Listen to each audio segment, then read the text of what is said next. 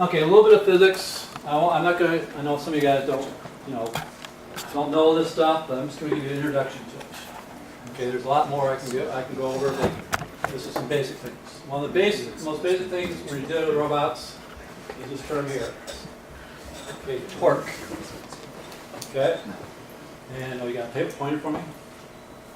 Okay, here, I'll use it. I'm going to go a little tech. Okay, so there's torque right there. Okay, what do you think the F stands for? Force. Okay, feel free to say it louder. Okay, what do you think D stands for? Distance. Distance. Force times distance. Okay, work, notice, also force times distance. Okay, they have the same units. Okay, they're both newtons meters or foot pounds or whatever the unit you want to use. Okay, so what's the difference between torque and work? Okay, the hint is right here. Okay, work is usually linear, going in a line. Okay, torque is usually going around and make a circle, some kind of angular speed. Okay, versus linear speed in a straight line. Okay, so that's one of the major differences. Okay. Here's something from NASA, and I also wrote down torque is force times L, which is, here's the L distance between, let's say, my arm. My arm was a robot arm. The length is the length from where it's rotating to the end is that length. Okay. In terms of the actual torque, though, we also have to worry about the force. And force, what's the force of gravity? What do we call force of gravity on my arm? Okay, weight. Okay, force of gravity on my arm, where would the center of mass be for my arm stick combination? Approximately, let's go like this. Let's do the arm. Okay, where's the center of mass about? Okay, it's about in the middle, around my elbow. Okay, so when you're trying to calculate torque, you actually take the force, the weight of this, okay, from the center.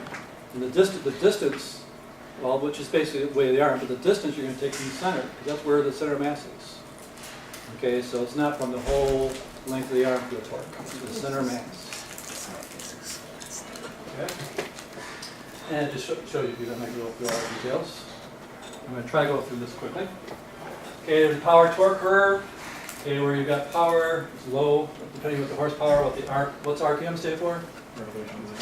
Revolutions per minute. Okay, and the ideal place to set your motors are in the source of power intersect. Okay, you can get a little more detail on that later. Okay, if you want to. And then we've got some motors. Okay, like the sim motor. Okay, here's one of the sim motors with a simple box here. You don't call it sim box, that's what it is. And it just slides right in there. And you screw a couple screws in here so it doesn't fall apart. And that's what I did with some of those robots that students do. Okay, but how does the motor work? If I cut that motor, okay, what is this right here? What's going around and round and round here? Okay, what kind of material? It's made of metal, little thin strands. What do we call it? You know what? Copper. Okay, copper wire, some kind of wire. Okay, so you've probably done that to make an electromagnet before. Okay, wound it around here, around, the electromagnet. Okay, so basically you got a north pole and a south pole. And what happens is when you got a north pole and a south pole, do they attract or repel? They attract. You have north and north, they repel. So you set it up so that one pole is going to attract the other, causing the coil to rotate. Okay, of course it'll rotate and it'll stop. Okay, if you do it this way, you'll rotate and stop halfway. Okay, but the momentum will keep going a little bit further than if you reverse the poles, change from plus to minus, then minus to plus. Okay, then you've reversed it, and then it will start getting attracted the other way. And it'll keep on going round until it keeps on moving, which is what a motor does. Okay, does anyone know what the opposite of a motor is?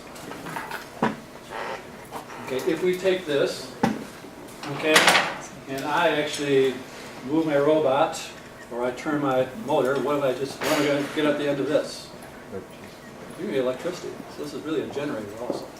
Okay, in fact, I made a wind turbine from a sim motor, okay, and got some electricity from it. It wasn't a large one, but I was like, you know, you can make electricity from it. It was a wind turbine. Okay. Let's move on. Okay, I want to go through this quickly. Okay, gear, sprockets, and belts. 25 chains are lighter than 35 chains, but not as strong. Okay, belts can slip and stretch, but do not need a master link. You want to know what a master link is for a chain? It's usually what holds the chain together, and that's usually the weak spots. Okay, that tends to come apart. You can actually do it without a master link, but it's not easy. Not done. Okay, it doesn't make it strong at all. Okay, they have half links and other things. The best thing is to actually design it correctly. We don't have to worry about these things. Okay, and here's some gear ratio stuff. You can look at it. I'm just going to summarize it a little bit. Okay, I went over this a second ago. Okay, this is one of the small gears. Okay, 12 teeth. This one is 72 teeth. What's the ratio between 12 and 72? 12 goes to 72 how many times? 6. So it's a 6-to-1 gear ratio. What does that really mean? Okay, if this is driving on the, if this is on a sim motor, this is designed to be put on a sim motor. Okay, there's a key in here. Do you know what key is? Yeah, a keyway and a key. Key is a little piece of metal in here, which joins this shaft to this right here. Okay, it makes it so that it's not going to slip. Okay, so the key and the keyway. Okay, so this will not just spin around. It will actually move something. Okay, it's much better than using a pin. Okay, where you drive a boulder or a pin through here, which is not a bad thing actually, but it makes it so it's not quite as strong. Or using a, okay, what else can you do to make something attached to a shaft? Okay, it's like putting a screw, okay, into here. What are those called? You know? Set screw? Set screw. Okay, put a set screw in here, and that will. And the suggestion from if you go through 1114 is if you use them, make sure you check them every match. Every match, and every match. Loctite. And use Loctite, yes. And use Loctite. Sometimes you can't get away from them. Yep. And sometimes set screws are needed. Right. So just do it in a smart way. It can work. But again, keep on checking. Okay, so I have sprockets. Okay, all the different kinds of sprockets here. Okay, and with X Pro they have something here which will set in here, but then you can screw them together. So they can be, you can then put it on a either a shaft, or they actually have them so you can put them on this one here on a hex shaft.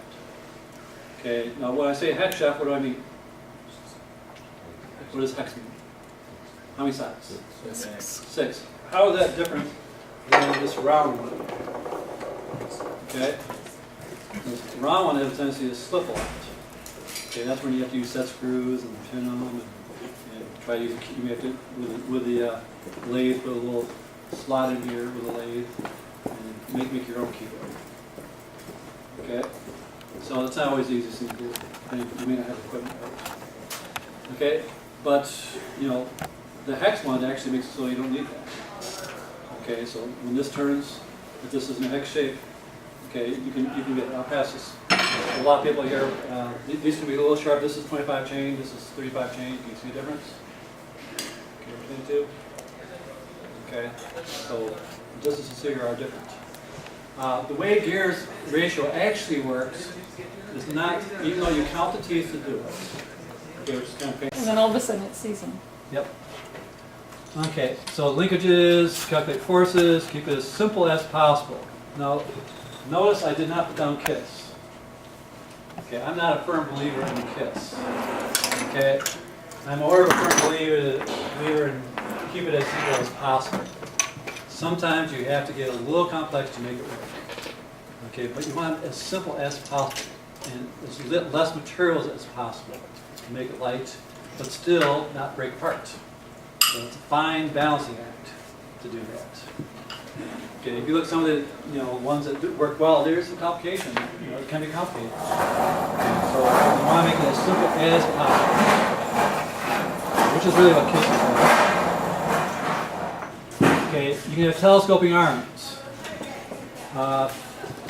You can do it with a chain. You can do it with a system of wires or ropes or chains. Okay, this year we'll do an example. This one here, what do we call this? Okay, if you do this, you're going on the dark side. Okay, scissor lift are very hard to do correctly. Okay, you can do it correctly with something like Vex or Tech or FTC. You can do a scissor lift okay with that because the holes are evenly spaced. Okay, things have to be, almost perfect in terms of spacing to make a scissor lift. Even then, the more of these things you get, what do you think this is going to do eventually? It's going to go wobble back and forth a little bit. You have to have a lot of bracing. It takes a lot of weight. Okay, also, just look at all that metal to make this work. Okay, so you better be committed to that and do a good job of that if you want it to work. Okay, I don't suggest people doing it because it's really tricky. You're having a couple good teams that have done it, but not many. Okay, most advice is not to do it. Okay, but what's really nice about a scissors lift? Okay, I didn't bring it with me. I had something that had a scissors lift. Okay, you're like this, really low. Then when you go like this, you get really high. So one year we had a bridge we could go under or we could go over it. Well, if you had a scissors lift, you go under the thing, okay, or make a really short robot, which is what we did. That was breakaway. And we had a really small robot that year. It was about that high. But it could still kick cyclones as well. It was a pneumatic kicker. I meant to bring that robot with me. I have it in my basement right now. Okay. Okay, so there's different ones which are good and some are not as good. Okay, this is the extension lift rigging. Okay, this is a cascade effect. Goes up here, it's connected, and then it's basically connected to this one here. Goes to this one. This one's connected to this one. So it's a cascade effect. So this is a continuous round, round, round, round, round, round we go. Okay, either with a wire, a rope, or a chain. Okay, what they usually do. You can do it with belting too, I suppose. Which is better? When I've done it, we have done it before, in 397, we use cable. But which is better, the cascade? Oh. It depends. it depends what you want. Okay, this is harder to set up. Okay, this is a little bit easier to set up. Okay, now one of the problems is when you're doing it like this, there's usually a lot of friction as it's going up. You got to get it so it doesn't rub on itself. Okay, so it is a little tricky to get it right. So I wouldn't suggest rookie teams doing that. Okay, you need some practice. And try to do something like a Tech or a Vex or something that to practice something like that with. See what some of the issues are.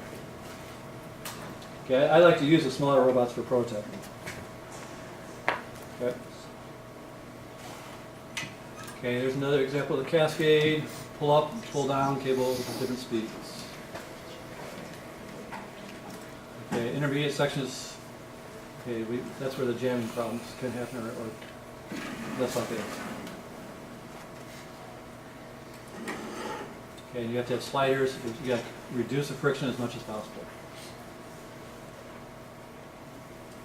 Okay, again, I'm just going through that fast. Okay, extensions. Okay, segment overlap or stability. So that means you have to have some kind of overlap or it's going to fall apart. Okay, next one I want to go over. Okay, parallel arms. We do a couple over here. Okay, this is Powers' one they had, which Dean came on. Okay, this was the year of locomotion, I believe. Okay, we picked up inner tubes. So this is able to pick up the inner tube. Okay, it's the arm that I'm more interested in right now.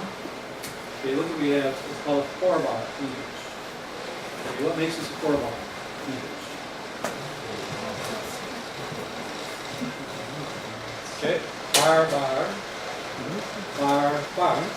Okay? Not because it's 1, 2, 3, 4. Okay? I can get rid of this half of it and still 4 bar. Okay? Because you count. This is a bar, this is a bar, this is a bar. And this right here, the actual arm here is 4 bar. Okay, the reason we do this is to make it stronger and less likely to fall apart. It also makes it but if you don't do it, you're more likely to fall apart. You'll sway a little more. It's good. Most people will always like 1, 2, 3, 4. It's actually 8 bars. Okay, now look at the top here. Look at the arm. Notice. It's not 1, 2, 4. This should be apart. I could raise my arm. That's the farthest distance from that. Small distance. If we're trying to put something on a peg, it's nice to be able to do it. After a 4 bar, you can do a little bit of a curve. Yeah, another little bit here. We can show you that.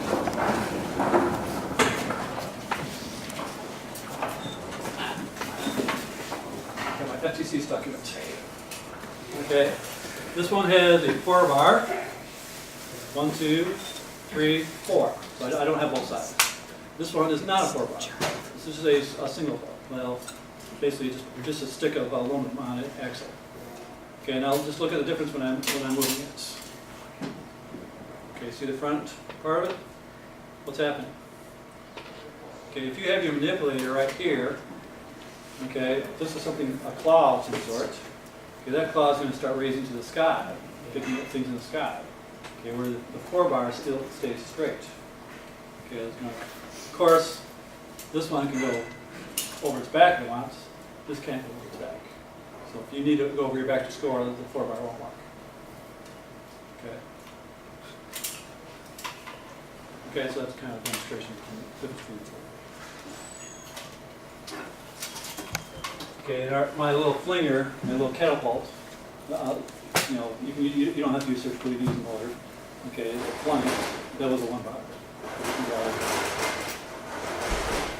Okay, I just want to show you this FTC one, okay, which they made in summer camp. This has something which we haven't talked about. Okay, there's a little screw here. Okay, as the screw unwinds, what do you think is going to happen? It's going to go up, of course, right now it's disconnected. Okay, but it's going to go up. You want to know what that's called? It starts with an L. The lead screw. Okay, one year with a 397, we used a lead screw to make the arm go up and down. And it worked really well, except for we didn't have a stop on it. And it's kept on going, and it bent the lead screw and it stopped working. So we basically bent it back to make it work. With physical strength, we bent the thing back and made it work. Okay, not the best solution, but during competition, sometimes you have to do that. Okay, so that has a little lead screw, which is a way to make something go up and down also. For this one here, I don't see a motor here. Okay, you could put a motor on this axle here or this axle here. Okay, that's one way of doing it. Okay, how was this screw? Okay, is this a lead screw? Yeah. So this one had a lead screw that pushed up on this, like that. You could also do it with pneumatics. Okay, one of our rookie teams, what 314 was working with this year, okay, with this game, they decided to use, you know, they want to do something that would work well. They used a 4 bar. They put right here, they had a pneumatic piston, and pushed it up and down. Okay, they were able to go up and down pretty fast. In terms of pneumatics, okay, I don't have a small one, but I do have a big one. Okay. Oh, wow. Okay. Usually, 12 inches is usually all you need. This one I found in Powers is a good place. We have Okay, they had a couple of these. we ordered one And just because look we at how could. long that pole is. Okay, so this one is very heavy. Okay, but this has a really long stroke. So you could, if they wanted to, they could have put this on here and push it enough of that. Okay, or they could have made a smaller one and push it closer to here and have the same effect. So it depends on the placement of these things. If you want to put down low, Okay, if that's what they needed, then you put it up. This will give you a pretty good stroke. Okay, if you don't need as much weight, so you can use a smaller one of these things and you want to move it up here, and it still needs to go up. Okay, which is what the working team did. They didn't use one this big. Well, they used one about half that size.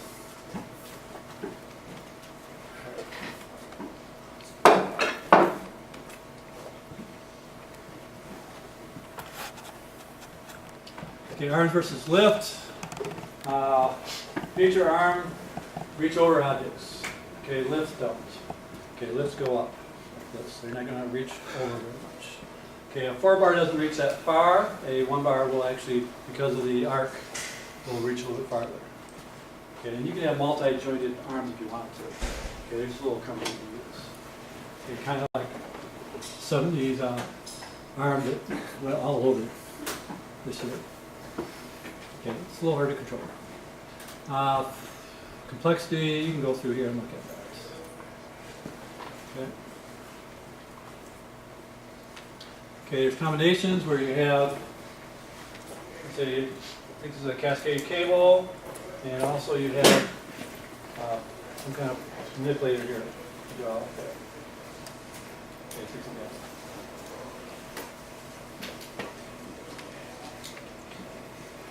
Okay, getting a grip, look at your materials. Since design concerns getting objects into the grip, and knowing that you actually have it. Okay, there your competition. Pneumatics, one advantage of pneumatics is it's quick, it's one stroke, but it has more weight if you just use it for one thing. If you're using pneumatics, like last year at 314 used pneumatics, and they used it for about 5 different things. If you're going to use it, use it. Okay, for everything possible, because you've got the weight of compressors not as bad as it used to be. It used to have a big, heavy compressor, but now it's a much smaller compressor, so it's not as bad as it used to be. So pneumatics can be very useful. Okay, but it is one more layer of complication. Things to go wrong. Okay, air leaks is the most common problem. Just have to be careful. Anybody know how to detect an air leak with pneumatics? You have a tube. What do you do to see where the air leak is? Yes. When you put it underwater? Kind of. Or, Okay. Kind of water, but not. Try soap. yeah, like liquid Okay. dish soap. And look for Yeah, bubbles. usually, what we've done in the past, either you bring it with you or you go to the bathroom and get some dish soap and put in water and kind of surround your joints and see where it is. That's the way you can do it. Or you can sometimes hear it, you can sometimes feel it. If it's really subtle, okay, then you usually have to put a little soap and you see little bubbles in it. Okay.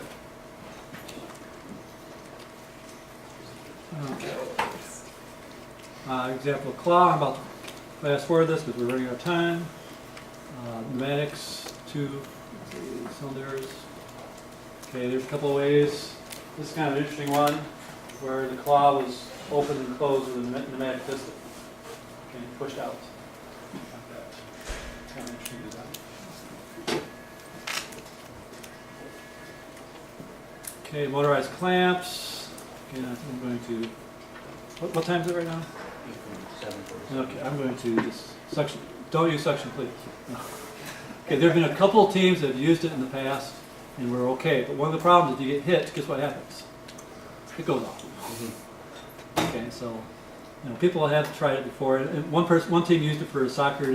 No one was going to take. They're going to suck it and hold it a little bit better with that, and that was one use of it. Okay, roller grips are usually very good. Okay, that's when you create something like this. Okay, you have it roll in and out. Okay, you bring a ball in or something. See on the next slide. Okay, or you can use you saw in there, there's a couple examples that you can have. Roller grips. Okay, it can be PVC if you want it. Use PVC. Cheap stuff. Easy for fittings. Okay. Counter-rotating method, so let's say you want one going one direction, one the other direction, you have to do a little cross like that to change the direction of the wheels. Okay, there's 3 different ways to do it. Okay, if you want to suck something in. Okay, gripper design, need for speed. Okay, and here's an example. Okay, instead of using duct tape, this is what most people use. It's these orange corded. Okay, many of them. Okay, but the problem is it doesn't loosen up after a while, and you have to reconnect them, tighten them up. Okay, there's different kinds of belting materials. Okay, there's 67 hot team, 111 wild staying, Chicago area. You know what 971 was? I don't know. Okay, you can use conveyor belts, wheels basically, rollers. And you can use interesting, some people did a little continuous belt. One of the problems of balls, when you're trying to pick up a bunch of balls, okay, is if you try and get them into a small space, they'll sometimes bunch up and kind of stop the flow of things. So what a lot of people will do is they'll funnel it into one little place so that they're on end to end and they can't jam up as much. Okay, so that's what this team decided to do. They made it so that it wouldn't jam. You go up there. Up there someplace. Just one way.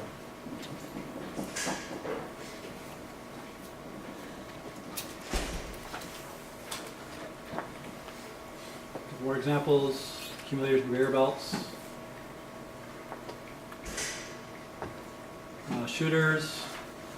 Okay, a flywheel, which you saw today. For Vex, that's what they're using this year. Try to get you to go far away. Ball goes through here, and you need a little bit of a squeeze. Okay, we calculated about an inch squeeze. Okay, seemed to work best for this one. Okay, it might be a half inch. You try different things out. See what works best. An inch seemed to be the best. So this is foam, so it can be squeezed. And you have this thing going really fast. And you gear it up for speed. Okay, make it work. Okay. One more thing on gears. Okay, can you only have 2 gears? Is there any way to get? You have a 6-to-1 ratio. Is there any way to make that higher? I've got one robot which I'll pass around. This one here. Okay, I want you to look at the gearing on this one. Okay, there's an axle. Is this the right one? Oh, I had another one. Here's this one here. Yeah, this is it. Okay, here we have an axle here, an axle here, and an axle here. 3 axles. Okay, this one is 12 to 36. What's that ratio? 1 to 3. 1 to 3. And then on the same axle, they put another 12 gear here. So that's the key thing there. Is you've got this axle has 2 different gears, a big one and a small one. So that small one now drives this big one. This is a 12 to 60. Okay, what's 12 to 60? 1 to 5. So you got 1 to 5, and you also have 1 to 3. What's the effect of that? Do you multiply, add, subtract, divide? What do you do? You multiply. So 1 to 3, 1 to 5 is going to be 1 to 15. So that means you can this thing can lift up 15 times more heavier things, plus it goes 15 times slower. And slow is not always bad. If you're trying to manipulate something to get in a certain place, do you really want to go like this? Okay, and then try to put it in? Sometimes having to go a little slower and try to anticipate where you're going, okay, can be better. So sometimes slowness is important, especially when you have a sim. Those sims go extremely fast. You almost have to gear it to slow it down. If you did a direct drive sim on your drivetrain, I think, if I remember reading it, it's like 113 feet per second, something like that. You know, it's really fast. Okay. And the website I'm about to show you, okay, you can get a lot of stuff on Drivetrain. Okay, I think frisbee flinging, okay, we saw that, winches, hanging, winch designs, okay, kickers and catapults, okay, latches. Okay, again, I'll try to post this for you guys. That's it. And of course, design and safety. Okay. Okay, so now I got to skip out. Okay, so I'm done. Okay.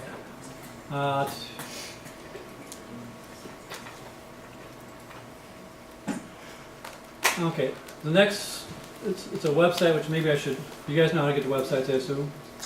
Okay, you go Google, okay, what most people do. You don't have to go Google, you can use whatever else they have. Okay, then you go to team, you put team 11, 14. 11, 11, 114. Symbiotics. You say team 11, 14. And you get a choice to go to their website. Click on their website, and we'll send you here. And this one here is their drivetrain one. I talked to Ben Bennett, and he said we could use this, but we're going to run out of time. Okay, and so go through this on your own if you have time. Talk about drivetrains, design tank drive, kitbot designs, including one which is called kitbot on steroids. So if you're a rookie team and you want to have more than just a kitbot, they show you a way to make that kitbot, much stronger and much better. Okay. Again, I'm just going to fly through this. Talked about him. Drivetrains, different wheels. We've talked about that. Talked about wheels. We've talked about some drivetrains already. One we haven't talked about is this one, strange one right here. Okay, which is a holonomic one, which is similar to this one right here. Okay, where you have wheels and all the these are the same. These basically these go straight forward and backwards. Depends on your program. These are the turn. Okay, or you put these on the edge here, so you have a place to actually pick something up. Okay, it'll spin in a nice little circle. It's very movable. That's all can be done. Okay. It's a little harder to program, but it can be done. And here you have your four-wheel Omnis. Okay, that's a 6-wheel drive one. Here's your what do you call it? Mechanics. Okay, tank drive. That's set up. Again, I'm going to go fast here. Don't make me smile. That's the H drive. Now notice that how many wheels did this team? Having fun. 5. Yes. How many did Belmos? 6. Okay, 314 actually had the original design to do this. Okay, we took it out. Okay, the problem with H drive is metals are not, they have bends. Okay, if you set it up so these are all the same, this one will start after a while, not touch the ground. And then it's not doing what it's supposed to do. Okay, if you use 2 of them, it usually works better. We didn't want to use the weight for that. Okay, it still has some of that same problem. I think Melb also had to put some force on it and actually make it a little bit lower so that wouldn't happen. Okay, that's one of the problems with this.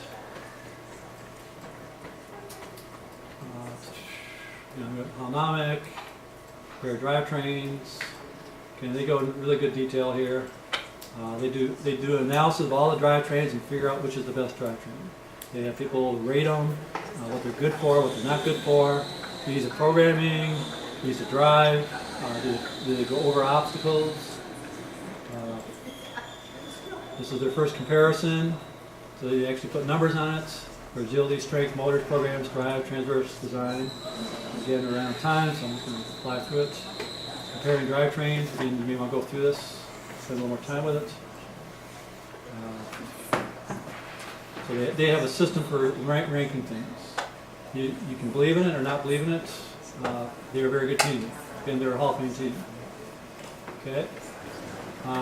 Basically, they said when they ranked it, tank at 93 for a rookie team was probably about 93% best thing to use.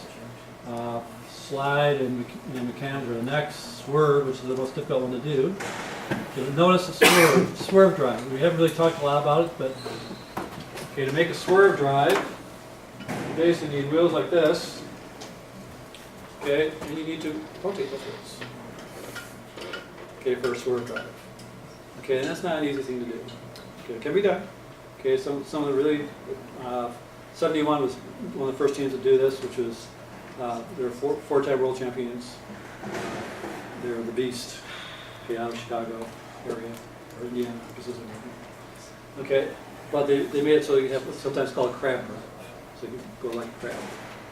They've since made swerve drive and H drive to do similar things. One advantage of this is you still get a lot of traction. Okay, you can do this with traction wheels, and so you can get good push with this also, plus good agility. Okay, it is complicated to program. It's complicated. It's not intuitive, so drivers need a lot of practice. So something you want to do in the off-season if you want to try it. I personally don't think it's worth it, but some teams do, and there's some very good teams that use it. Okay. And it also costs more money. It also weighs more. Weighs a lot more. Yeah. So you're putting a lot into your drivetrain, which is an important thing. Okay, so they rate things, compare drivetrains, and this is for when you choose a slide drive, agility. It talks about it. You know, so it looks like slide and mechanics are pretty good for agility. And notice the tank is up there on most things. Okay, depends what your game is. Each game is different. This year was totally different. You didn't need it. Okay, we bought a 3-speed, 2-speed transmission, and we didn't use it. Spent the money for it, and we didn't use it because we didn't need it for this game. No defense. So we did it before the season started, so it wouldn't run out. Okay, it goes through all the mathematical principles for this. And I think we're running out of time. We're only a couple minutes. I like to spend things on time. So basically, get to their website, and they've got about 5 or 6 different things. They've got pneumatic systems, they have drive systems, they have arm manipulators. Talks about gearing and how it works. Some very, very good things. Talks about the gear ratio a little bit more. They use more of the physics, what engineers would use. Talk about pressure. Okay. So you just have to go. Any questions?